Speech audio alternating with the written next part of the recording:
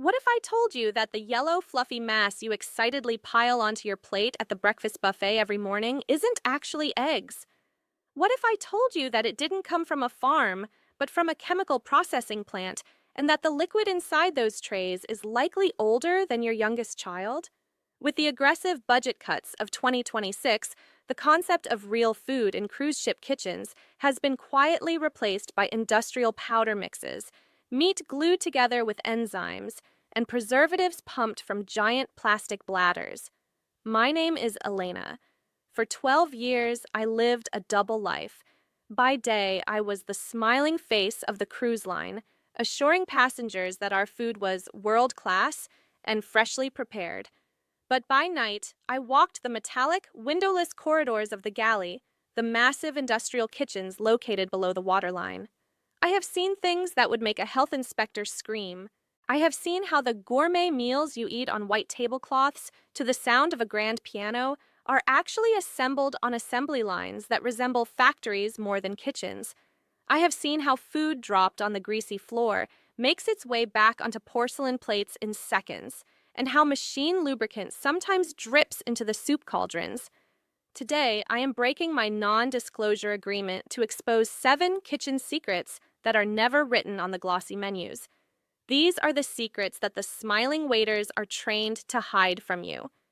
After watching this video, you will never look at that buffet the same way again. If you don't want your vacation to end in the ship's infirmary, hooked up to an IV drip with a bill for $5,000 in your hand, hit that subscribe button right now. Do not skip a second of this video because your stomach is worth more than the cruise line's profit margin. Let's start with the first, and perhaps the most widespread lie on the 7 Cs, the Great Egg Deception. Picture this. It is 8:30 in the morning. You are hungry. You walk down to the buffet. The smell of bacon is in the air, and you see those massive stainless steel trays filled with steaming, fluffy scrambled eggs. The color is perfection, a vibrant, sunny yellow that looks almost too good to be true. And you would be right. It is not true. There isn't a single cracked real egg in those trays. What you are eating is a pasteurized liquid product poured from massive 20-liter industrial plastic jerrycans. When we, the crew, receive these shipments on loading day, the boxes are marked with expiration dates that are sometimes 3, 4, or even 5 years in the future. The ingredients list on these jerrycans reads like a science experiment. Sodium alginate to create texture, citric acid as a preservative, maltodextrin for volume, and beta-carotene for that fake yellow color. When the morning shift cooks open these containers, a faint smell of sulfur and stale chemicals fills the prep room. To mask this, they are instructed to mix in copious amounts of liquid margarine and artificial butter aroma before pouring it onto the griddle. Real eggs are a luxury item on a cruise ship. They are reserved exclusively for the top of the ship's hierarchy. Unless you are dining in the exclusive, suite-only restaurant where the rich people eat, or unless you are standing directly in front of the omelet station cook, watching him crack a shell with your own eyes, you are eating egg product. Among the crew, we call that yellow liquid tourist feed. We call it that because only the tourists, who are too distracted by the ocean view to question what they are eating, consume it. That strange, heavy bloating you feel after breakfast, that isn't seasickness. That is your body trying to digest a chemical cocktail it was never designed to process. The second secret concerns the most popular attraction for your children, the chocolate fountain nightmare. I know how it looks. You walk into the buffet on gala night, and there it is, a 3-tiered fountain of cascading, silky, warm chocolate. It looks magical. It looks delicious.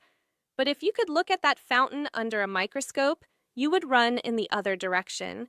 Here is the dirty truth. On most mass-market cruise lines, the chocolate in that fountain is not changed every day. It is not even changed every other day. To save money on expensive Belgian chocolate, the kitchen is instructed to simply top it up. This means the base liquid keeps recirculating for up to a week. Now, think about the hygiene of a standard cruise passenger. Over the course of a 7-day itinerary, hundreds of unsupervised children dip their fingers into it to taste the flow. People sneeze while waiting in line. sending microscopic droplets into the curtain of chocolate. I have seen pieces of strawberry, marshmallow, and even bits of napkin fall off skewers and disappear into the basin, where they begin to rot and ferment at the bottom of the pump mechanism. The machine simply heats this biological broth and pumps it back up to the top. That smooth, glossy brown liquid contains a rich bacterial flora of saliva, hair, dead skin cells, and fermented fruit. As kitchen staff, we are terrified of that machine. We know that the sludge that accumulates at the very bottom of the pump, the stuff you don't see, has a consistency and smell closer to sewage sludge than confectionery. If you see someone dipping a marshmallow into that fountain and eating it, you are witnessing a Russian roulette with their immune system. It is essentially a Petri dish disguised as a dessert. The third secret is one of the most expensive traps on the menu, the catch of the day scam. You sit down for a romantic dinner. The waiter hands you the menu. It proudly announces a local Caribbean snapper, or fresh Mediterranean sea bass, implying that the chef woke up early, went to the local fish market at the port, and bought the fish you are about to eat. This is a beautiful story, and it is a complete lie. Cruise ships are logistical monsters. They operate on massive supply chains that are planned 6 months in advance. Due to strict insurance and health safety regulations, captains are almost never allowed to buy fresh produce from unregulated local vendors at ports of call. That local fish you are ordering was likely caught by a trawler in Vietnam or Thailand, frozen into a solid block of ice, shipped to a warehouse in Miami, loaded onto the ship, and has been sitting in the ship's deep freezer for 4 months. To make matters worse, with the inflation of 2026, many cruise lines have quietly switched to using cheaper, bottom-feeding fish like Pangasius or swai. These fish are farmed in crowded, questionable conditions. The kitchen then simply renames them on the menu to sound exotic. We used to joke in the galley that the fish traveled more nautical miles than the passengers did. The texture is often rubbery or mushy because of the long freezing process, but the chefs are trained to cover it up with heavy lemon butter sauces or spicy salsas so you can't taste the freezer burn.